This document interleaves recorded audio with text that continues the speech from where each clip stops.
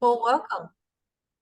Welcome, everyone, to our CoSA member webinar, State Archive Showcase, American Samoa, Fingers Crossed, and Pennsylvania. My name is Jamie Awalt. I'm the Assistant State Archivist in Tennessee and CoSA President. So welcome, everybody, to the next hour of a good discussion. Before I pass it over to Joy Banks, who will welcome everyone. Go ahead, Joy. Yes. I'm hearing others else talk. Were you able to get on? Oh.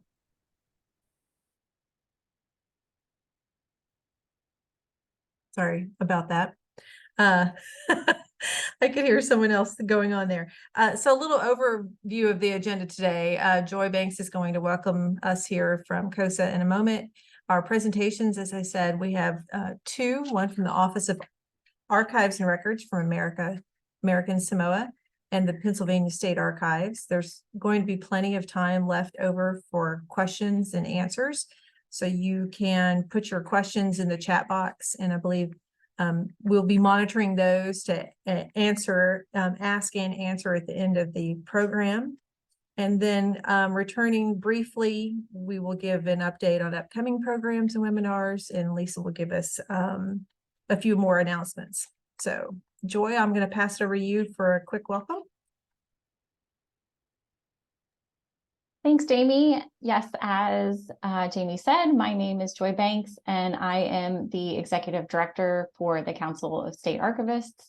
I just want to start by wishing all of our attendees a very happy American Archives Month. For the last several years, CoSA has honored this month by celebrating some of our members, and we're very grateful for our colleagues in Pennsylvania and American Samoa, fingers crossed, that are willing to share some updates about their activities in their institutions. CoSA's mission is to provide leadership to strengthen and support state and territorial archives leaders and their staff in the work that they do every day to provide access to government records. We're so thankful to have this as our mission, and we've spent the last several weeks in particular trying to push out all of the activities that all of you are doing to get this work done. We know that government archives are essential to the democracy that we have in our country, and any way that we can support that is effort well spent. So I'm so thankful for all of you, and I will pass this back to our moderators.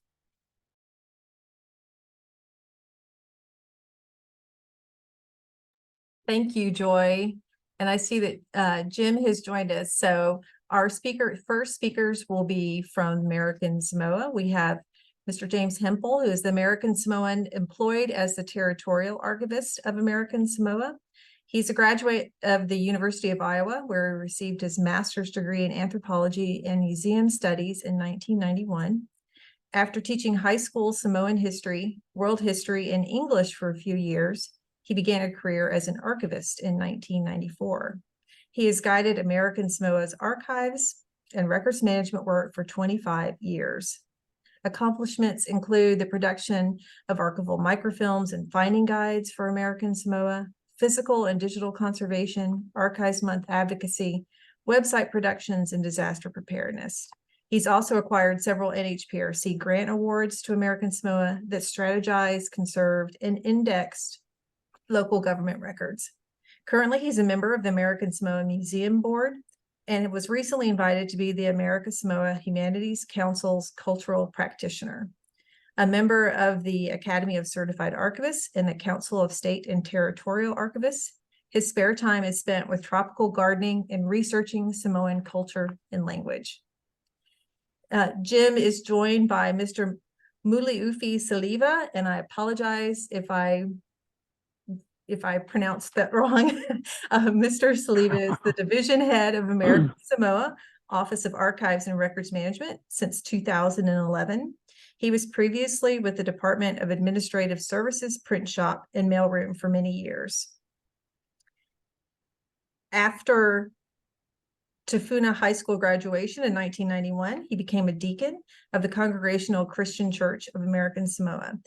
Mr. Saliva concentrates on records processing and databasing of temporary and permanent record groups, along with staff administrative, payroll, and budget duties.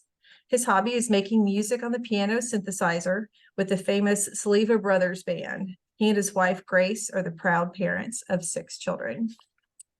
And then rounding out the group for American Samoa is Mrs. Ann Robertson, who is the Senior Administrative Assistant at the American Samoa Office of Archives and Records Management, where she's been since 2016. Her previous employ was with Starkus Samoa Incorporated as an administrator for 25 years. Skilled in administrative, financial, and personal management duties, her current focus is information management, computer databasing, and certifying evidence for vital statistics verifications, and 1 U.S. national parent passport residency research.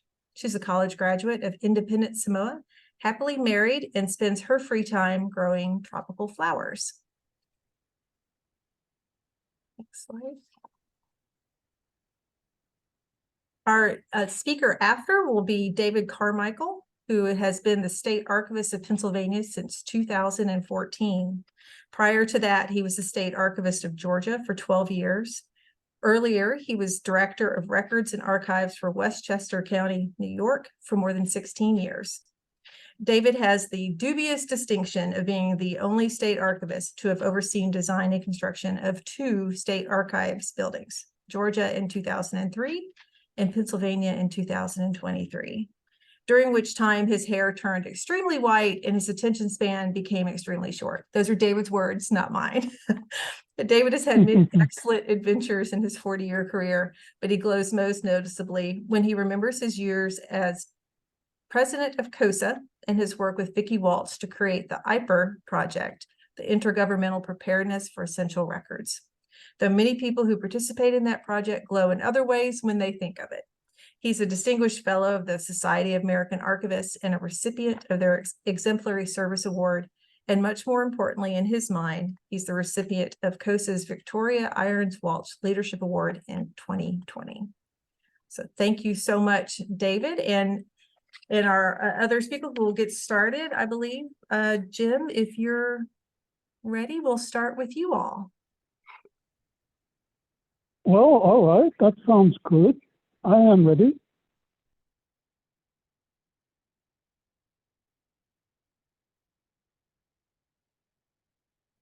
It looks like you've started the show. And you can see there our introduction, Kalofa. So we do have this formality usually that we acknowledge everyone in the room at a meeting. And so that's the wording in this screen is to acknowledge the president of CoSA as well as everyone else in the CoSA community.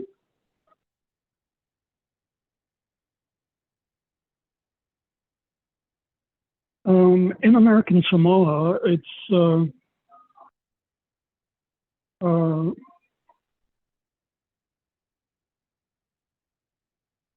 traditional to say a prayer before a meeting or to acknowledge the presence of God. But of course, it's something that is left to the preference of the person who's at a meeting. But that is part of a tradition and when we have a meeting.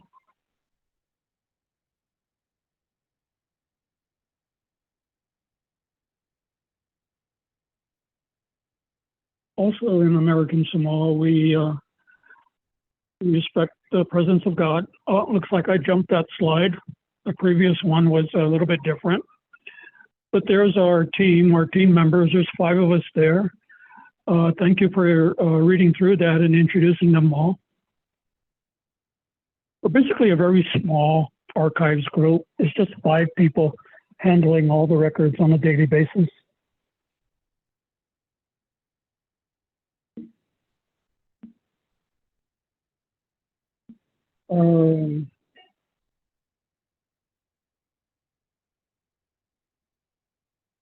So their current or our major activities, of course, are just archives and records management, but we also do vital statistics searches, birth, marriage, death, as well as U.S. passport searches for one U.S. parent national applicants. We have a website or experimental website that we're trying to disseminate public information to be reachable. And some of our newer activities are the completion of a new Treasury storage building, the receipt of some incredibly interesting old 1964 TV education mounted photos. It's really an interesting collection that the photographers at the studio went out into the community and took photographs to use as part of TV education. And in doing so, they recorded a lot of what American Samoa was like during the 60s as well as the 70s. So we're glad to have gotten that. We're working to digitize that. We have an Archives Month proclamation. It's a little bit late this month, but we did finally get a proclamation for Archives Month. Otherwise, we are opening, our ongoing activities are again just that, or other ongoing activities are work with the museum, the Gene P. Hayden Museum, as well as summertime youth programs, Friends of the Museum group, and researching such as the 75th Phono celebration that's coming up. Maybe we can move on to the next slide. This is kind of an overview of our structure. You know, basically it's a very simple structure. Archives is kind of at the bottom of this chain of the three executive, judicial, and legislative branches. And so, of course, all the branches, you know, take their guidance from the Department of Interior still. Even though we became a electorate back in '78, we're still relatively under the Department of Interior as a territory of the U.S. And of course, the Interior is the cabinet position of the president. And Congress also has a say in what we do, especially with our Constitution. They were trying to change our Constitution. So there is some direct and indirect structures going on in American Samoa. Next.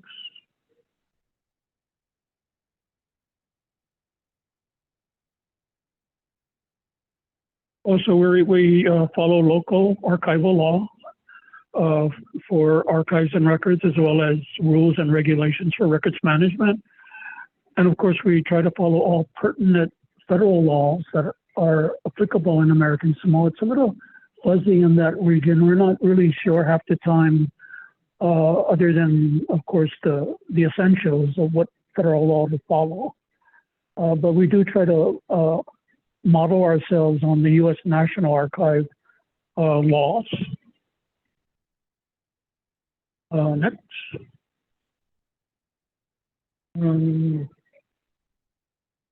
Reporting, as far as reporting, we have monthly reporting to the Director of Administrative Services, as well as quarterly reporting.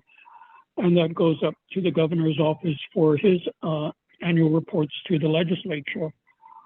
We also have reporting directly to the legislature annually as kind of a summary of our year-round activities. Next.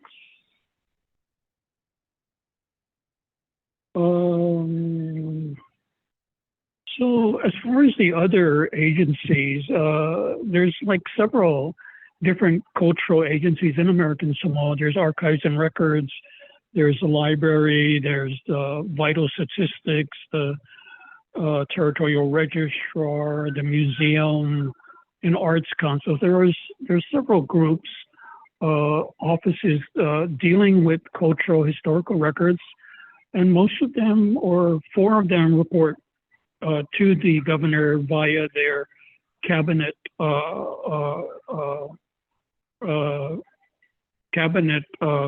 department, whereas some other groups, such as the Arts Council and the Historic Preservation Office and the Historical Records Advisory Board, report directly to the governor.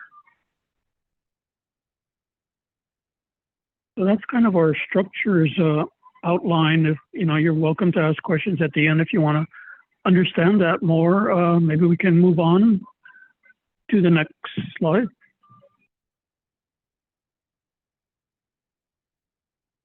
So our collection areas are primarily local government, executive, judicial, legislature. We do have a small public donation collection that we sometimes accept.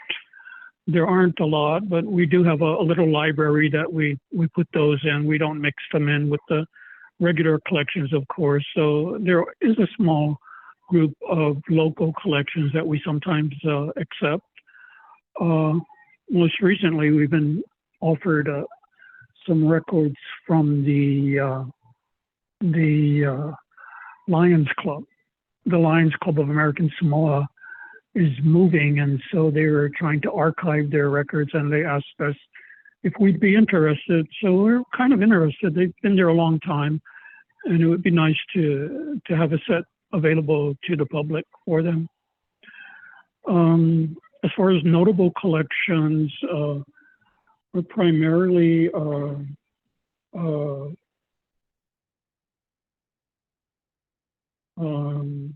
let me see this. Primarily papers of the American Samoa officials, governors, attorney generals from 1900 to the 60s. The earlier records are stored at the National Archives in San Bruno, whereas the more recent records since the local electorate are kept in American Samoa.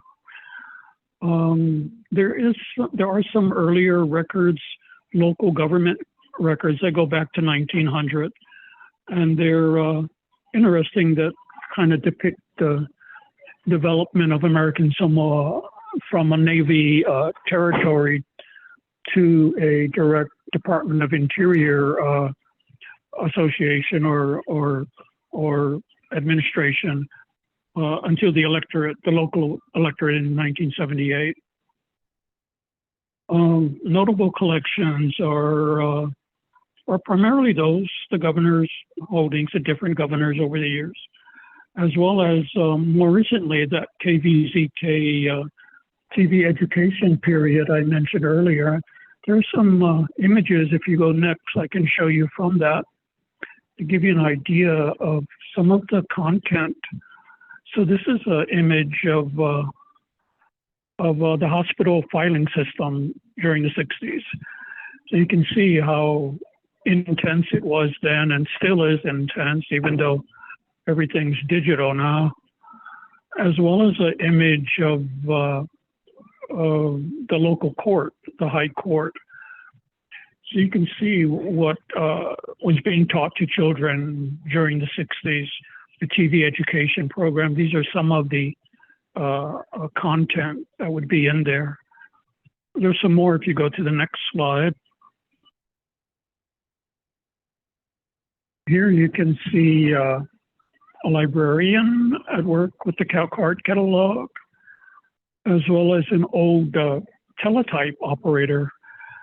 So it's interesting to think that all these kind of early systems were in place in faraway Samoa back during the 60s. It was really sort of just an extension of what was going on in the States at the time, actually. So it's a really interesting collection. It's not only scenes of local workforce or records topics. It's a host of topics. It's biology, geography, politics, the whole gamut of education. But these are just a few of the ones that I thought might be interesting for archivists. Next. So digitally, we have digitized a small collection. It's mostly microfilms, our Matai and land title cases. And we've actually put our earlier vital statistics online with Family Search. And so those are public records over 90 years old are considered public. And so there's a lot of good information out there if you want or curious about American Samoa's vital statistics info, or as well as Matai and land title cases, which are the primary case that people search when they do come into the archives. It takes up a lot of our time to find these cases because people are very concerned with their land rights, making sure that their information is intact from the past. And it includes people's names as well as land surveys and other important legal matters. Maybe next. So we do have a small collection that we're trying to digitize. These are samples of old local government ledgers, like a cargo manifest ledger and some letters that kind of show a story of the docks in American Samoa, maybe from the Sadie Thompson time even. So you can see that there are a few ledgers, there aren't a lot, and they're interesting. When the pandemic broke out, we actually went to these to try to figure out how our grandparents went through the pandemic, and it was kind of enlightening to see how their experience, they withheld people coming in for 3 to 4 years, and even after that, there was still intense quarantines going on during the 20s. So it wasn't just 1918 Spanish flu, but it was also afterwards into the 20s that this heightened awareness continued. Next.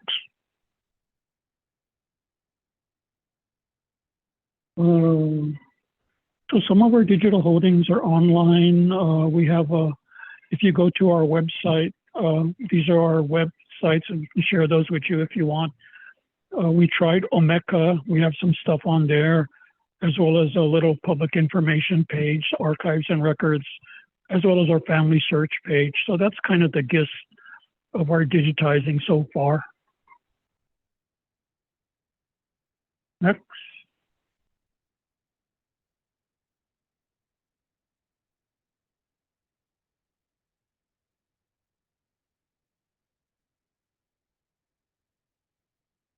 So a little bit of history about our building. Our building's pretty old. It's from 1992, so it's like over 30 years old.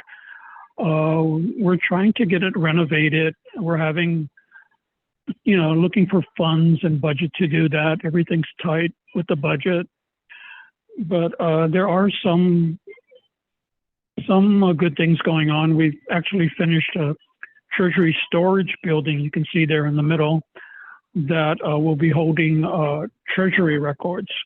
And this was necessary because Treasury is our main source of paperwork. We've been trying to digitize everything, but a lot of it is still paper-based, and we need to get those in a place where we'll actually be able to work on them. And so that's that new building in the middle. And the older building, you can see on the sides of that. Next. Also, that's it. So thank you for being patient with this, for joining us today. We just wanted to try to share what we're about, and hope that if you have any information, questions, we're here to answer them if you want. So please feel free to contact us. Next, here's some closing images if you want to.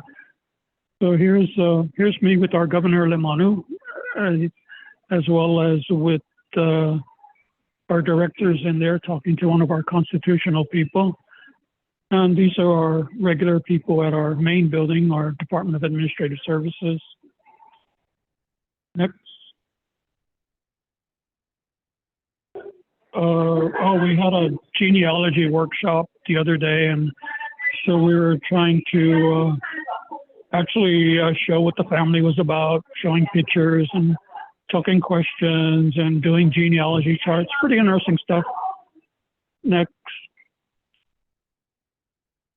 We've also had some university researchers in the last several months. We had this lady from Harvard came over to share their photographs of Samoa, their photographs and artifacts that were from American Samoa. And so it was very interesting. We had a session out at the college, and then we had some more Yale students came in to help with planning our museum. So that's another hat I wear, is trying to help the local museum improve. Next.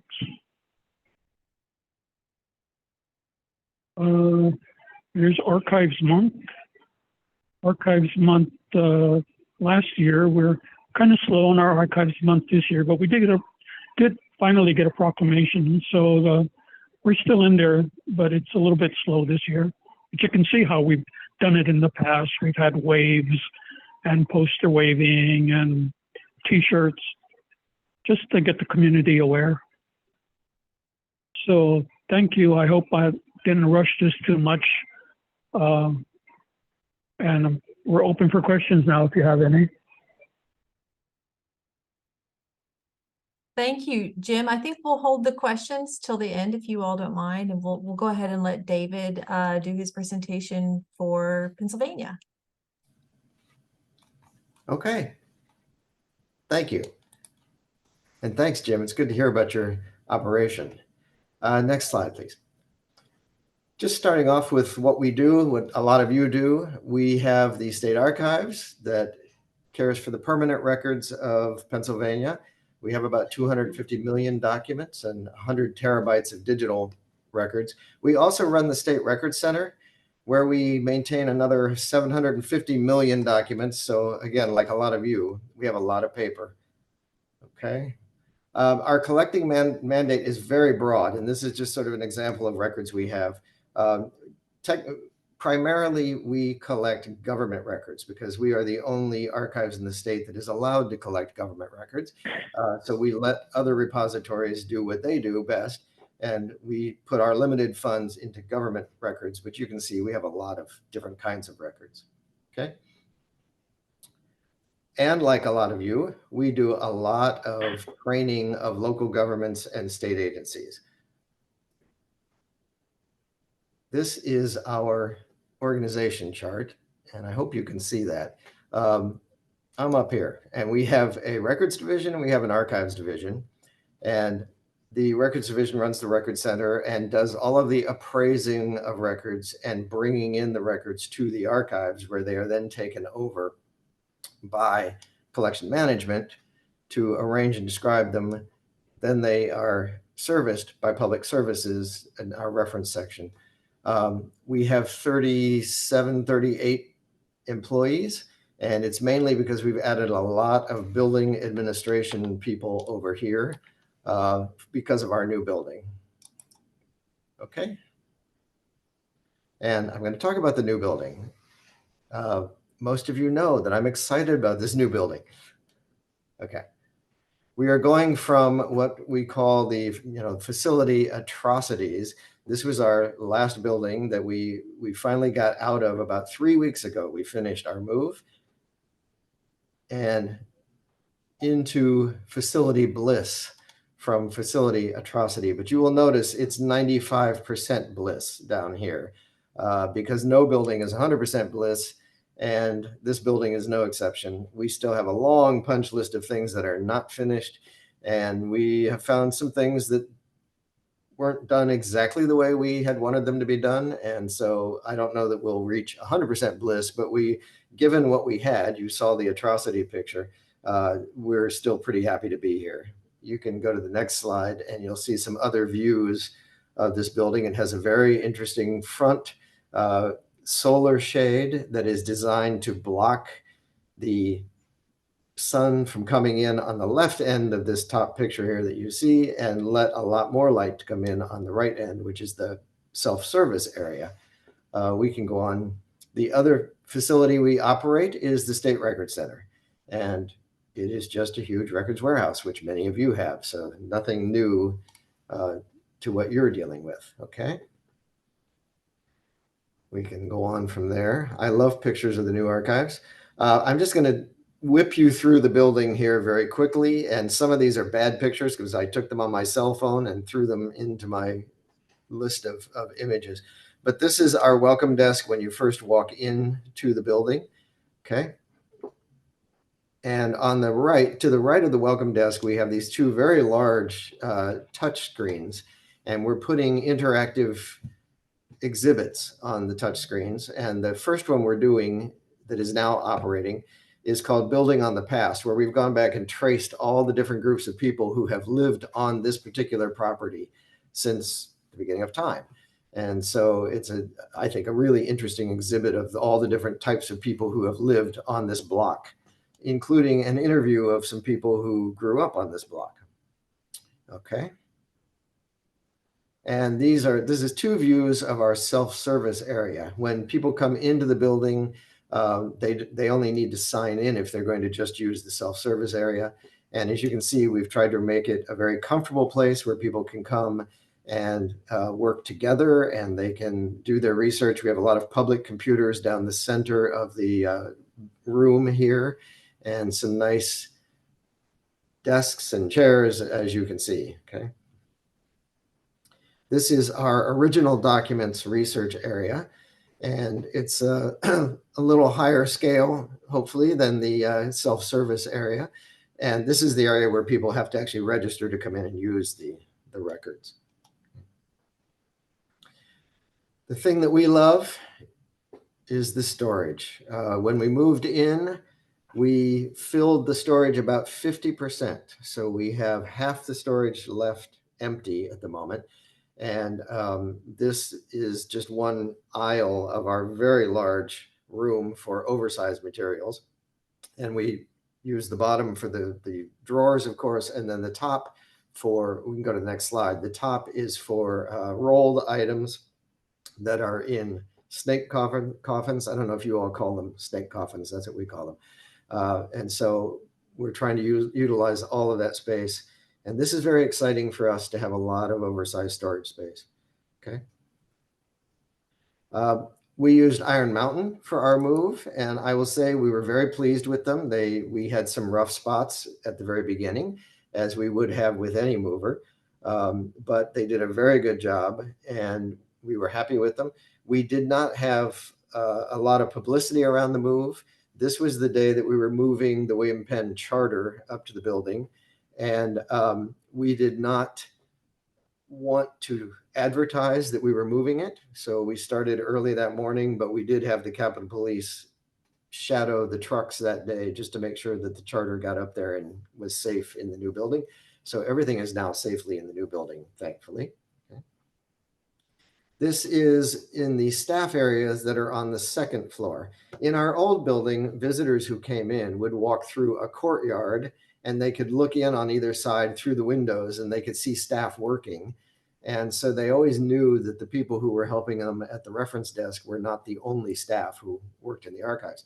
So one of my staff mentioned that to me, and I mentioned it to the architect, and he added this space. The bottom of this is the self-service area. The staff areas are above it. So when the people are in self-service, they can look up and they can see that there are actually people moving around and working there. We have some spaces like this. This is a collaboration area for staff.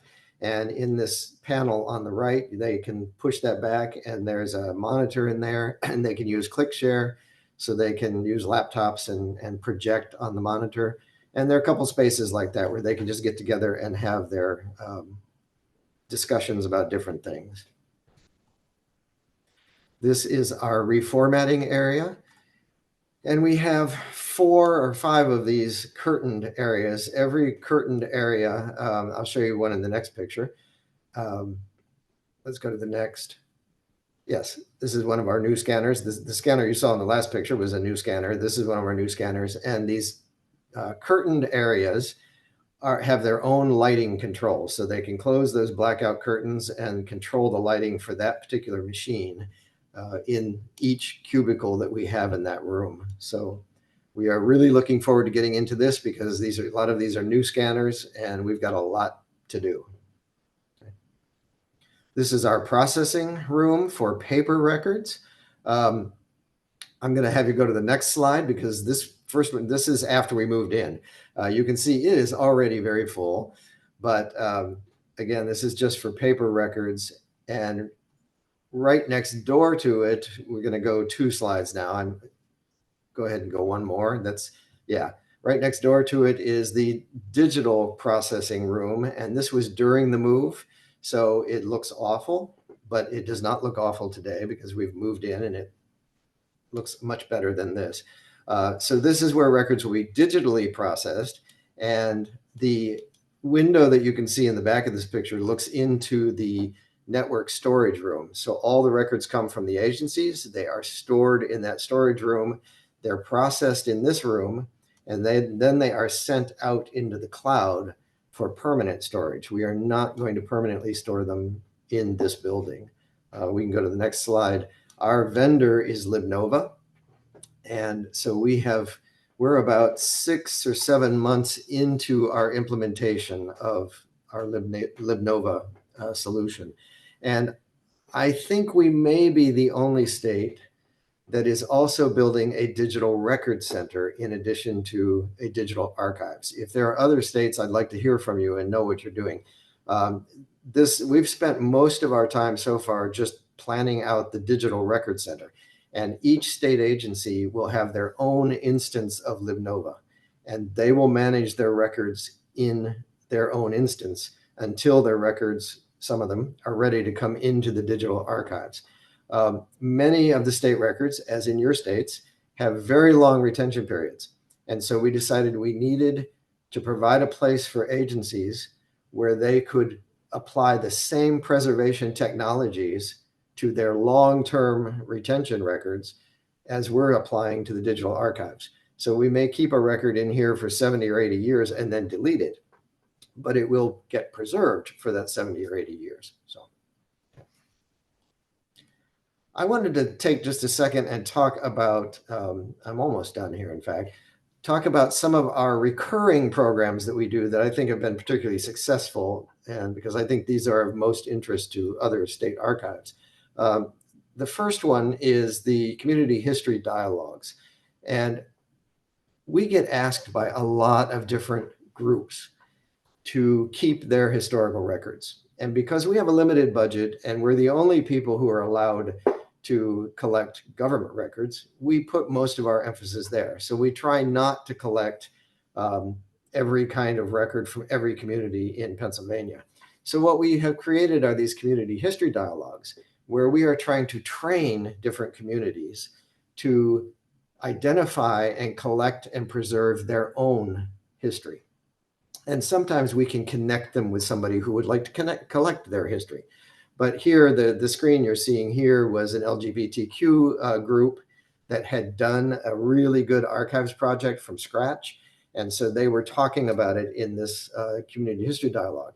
And so people are hearing from other communities that are doing the same sorts of things. And we let people self-define their community. It can be based on a racial community, an ethnic community, a religious community, gender-specific community. It doesn't matter. If you believe you're in a community and you want to collect your history, you can come and learn from this. And one of the things we've done that has been fairly successful is we will sometimes have the speakers record their presentation. And then we ask the people who are coming to the dialogue to watch the presentation in advance, then come to the community history dialogue and just have a dialogue with each other about how they would apply the same information, what problems are they having, and that has been pretty successful. Another recurring initiative, we can go on, is the farm show. You all have farm shows, don't you? In Pennsylvania, the farm show is the height of the social season. And everybody goes to the farm show. Probably about 60,000 people a year go to the farm show. And the first couple of years I was here, I joined a booth that another bureau in the Historical Museum Commission was running. And then I set up a small booth, and some of us went over and we would sit in the booth and try to talk to people about the archives. And there were days we might get 4 people who would stop by and see us. So we can go to the next slide. Then we hit upon the idea of working with Ancestry. And we now lug a bunch of computers over to the farm show. And Ancestry gives us free access for a week to all of Ancestry. And we have averaged, the years that we've been there doing this, we think we've averaged about 10,000 people a week who come and talk to us, which is a heck of a lot better than 4 people before. So this has been an extremely successful program, and it's one that we will probably keep doing for many years to come. We had to stop it some during the pandemic, of course, but now we're back. Another recurring, we can go on, that is Charter Day. And once a year, we bring out William Penn's original charter from 1681. It's actually 4 pages long, and it's the only day we exhibit it. So we tend to get over 1,000 people who come to see it. And the staff stand there and talk to the visitors who come through, and we get a lot of excitement. This year, we can go on. This year, the governor came. The new governor came, and he brought his wife and his kids, and he's very much a family man, and he wanted his kids to see the charter. And they listened very carefully, and then he would ask them questions to make sure that they were listening to me when I was talking about the charter. It was quite funny. We can go on. And you can see they had a good time, and I enjoyed talking to them. They were very, very engaged with this. So that's a lot of fun. And then several years ago, go ahead. Yeah. Oh, I was going to say before I go to the several years ago, Charter Day is always a great day for publicity. And so I usually do several interviews with TV, and normally we do a radio show that week for 30 or 45 minutes to talk about the charter and talk about the state archives. So that's really a big draw. Okay. Several years ago, we came upon the idea of doing a guest document with the charter, so that we're displaying not just the charter, but also one other document. And we invite the legislators to come over on Monday and Tuesday when we're closed to the public and make 30-minute appointments to come and see the charter and the guest document. This particular year was in 2019. We were doing women's suffrage, and we did Pennsylvania's ratification of the 19th Amendment. And you can go to the next one, was the Great Law. That was technically the first legislative act in Pennsylvania in 1682. And so the legislators love to come over and get their picture taken, and they put it in their newsletter. And some of them come every single year to get a different picture taken. But it's great for us because it's right at the time that we're submitting the budget to the legislature. And so the executive director of the Historical Museum Commission usually comes and talks about the budget to these people while they're there. But they do love it because it gives them some publicity, and it's a private look at some of our best documents. And so that has been a very successful recurring event that we do. We usually get about 60 to 70 legislators who come over. And so that's pretty good in my book. All right. So that's it. I hope I've told you enough of what you wanted to know, but I am ready to answer any questions during the question time. So thank you all very much for listening. Great. Thank you, David. Thank you. And I see Jonathan Pringle, Jonathan, New State Archivist in New Mexico. So hello, Jonathan. And I see you say that David answered your questions in his presentation, but I'll repeat it out for Jim. For both your archives, what are some current initiatives for acquiring and preserving non-active electronic records? Is there any sort of consortial model being explored, i.e. collaborating with public universities or colleges in the territory or state? And I'll leave that open to Jim, and then David, if you wanted to expand on anything as well.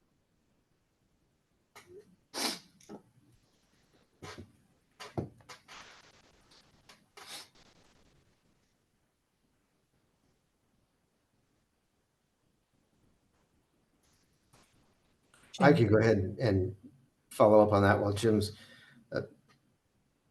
thinking about that. Or we do not do consortial collaborations with public universities and such. We have an awful lot of work to do just with state agencies and local governments, because we're responsible for a lot of records management with local governments. And once we get our Digital Archives and Records Center up and running, my own personal goal would be to eventually offer that to local governments so that they would have a secure place to put archival records. We are using a chargeback model with our state agencies for the Digital Records Center side of things. We don't charge back for the archives. So no, we've not extended out from there, because I have a relatively small staff for the size of government we have. And so we're not looking for more projects. Jim, I don't know if you can hear me, if you had any additional comments. Or...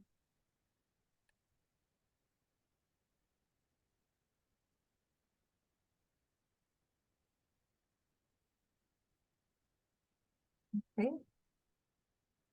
Well, please add your questions to the chat if you have any. I hope you will.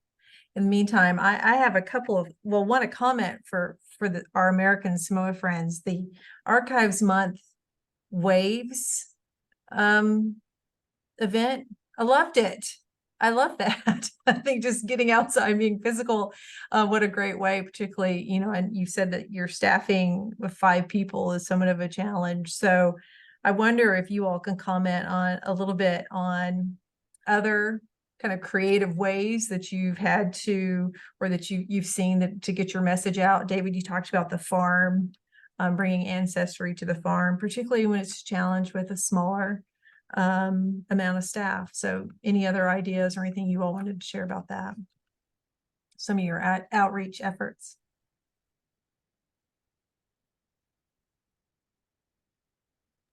And Jim, you are muted, so if you can unmute, maybe that's all we need you to do. There you go. Thank you. Oh, okay. So creative approaches. We haven't really done any different approaches. We've done waves, school presentations, and we're looking at perhaps, you know, using the traditional culture to spread the word, Samoan language outreach to schools as well as to community groups. Some of the kids in National History Day have been coming in, and they use the archives a lot to do performances or papers or displays. So there's a bit of energy about the archives there. Great, thank you. We've had a question from John Dugan to David. Is your chargeback cheaper than standard cloud storage? If not, could you talk about your marketing strategies? So we predict that it's going to be cheaper than what the state is charging for server storage. We've done models and we think it's going to end up being maybe significantly cheaper. So there will be a lot of incentive to come in. I think a lot of our marketing is that if you put it on a Commonwealth server, then your retention, your de facto retention is permanent, no matter what the retention schedule says, because no one ever goes through and purges the stuff they have on Commonwealth storage. And so we tell them in the long run, you're going to be paying a lot less money because you put it in the Digital Archives Digital Record Center. You'll get rid of it one day at the right time, and then you'll stop paying for it. So in the long run, it will be cheaper. I think we're also going to work with the IT department to force agencies, I shouldn't say it that way, but we will force agencies to use the Digital Record Center and Digital Archives for records that have a certain long retention period. And so that will be a good marketing strategy if we just require it. You. Kelly Horton has a question for David as well. What systems were you all using before you started working on your LiveNova solution for managing and preserving electronic records? And second part to that, how has the transition been? So until a year ago or year and a half ago, we were using external hard drives. I hate to say that, but that's what it was. And for many of our records that we have with Ancestry, we actually signed an agreement that they were our backup and they were our archives for those particular records. But then we transitioned to Azure storage because we found we could bag the records and put them in there, and then they'd be more ready for digital archives once we had them. Now we are just starting. Our transition is going to be a very long one because our implementation period is not scheduled to end until early 2025.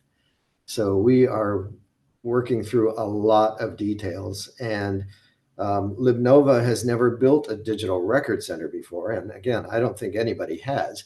And so using archival principles, I'll put it that way.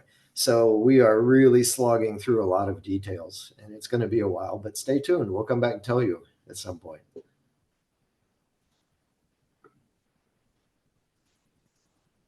And Muliofi has a comment in here that, yes, we need more activities for Archives Month, but like Jim has mentioned, is the finance. We really need some budget to do some activities. Yes, I hear you on that, Mr. Sleva.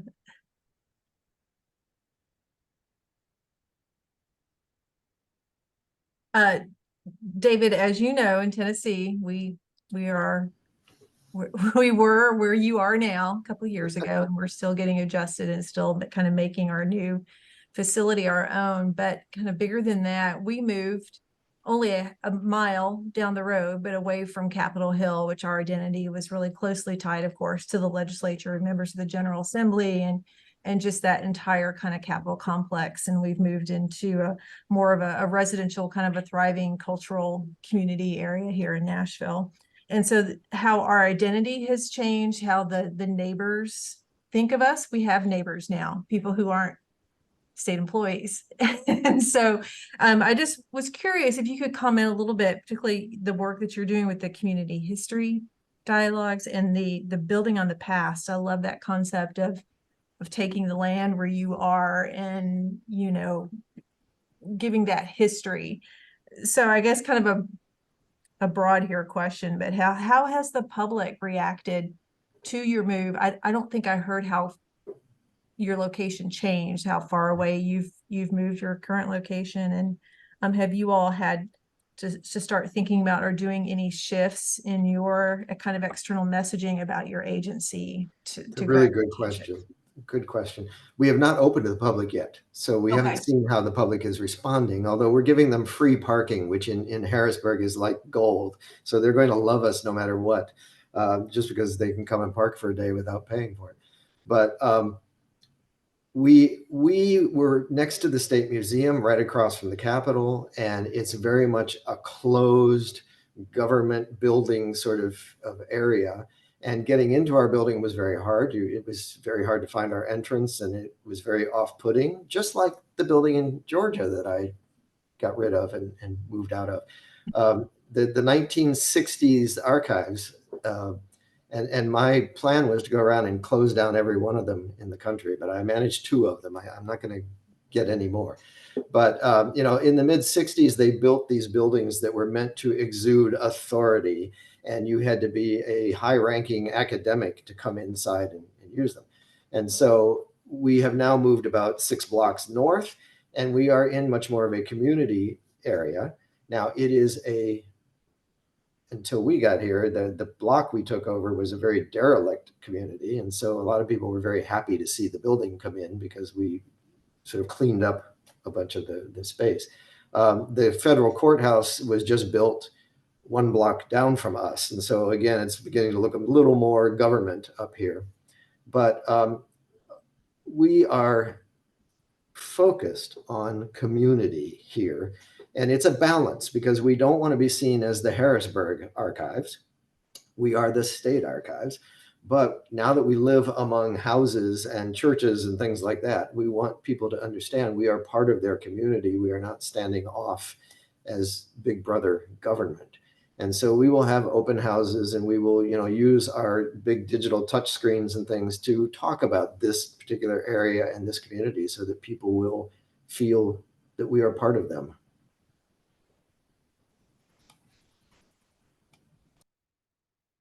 Thank you.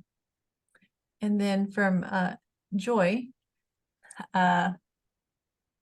Jim, this question's for you all. If you could talk a little bit about what it's like navigating that kind of the complex government structure in the territories and how you all on the territorial archives level work through that structure.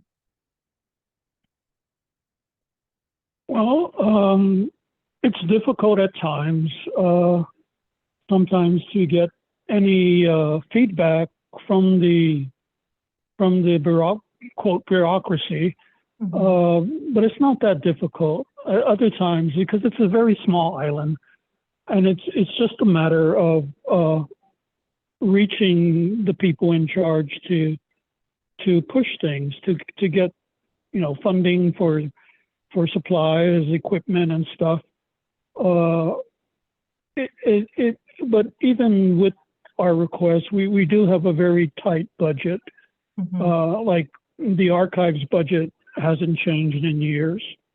And so we're basically fundamentally just supplies and materials, supplies basically, and salaries. Other than that, we don't have any funding for outreach, for rebuilding the archives, for a lot of things, for equipment, materials, and stuff. So we try to reach out. It's just a matter of persuading the administrators to recognize us and to share their resources. But even their resources are limited. So it's kind of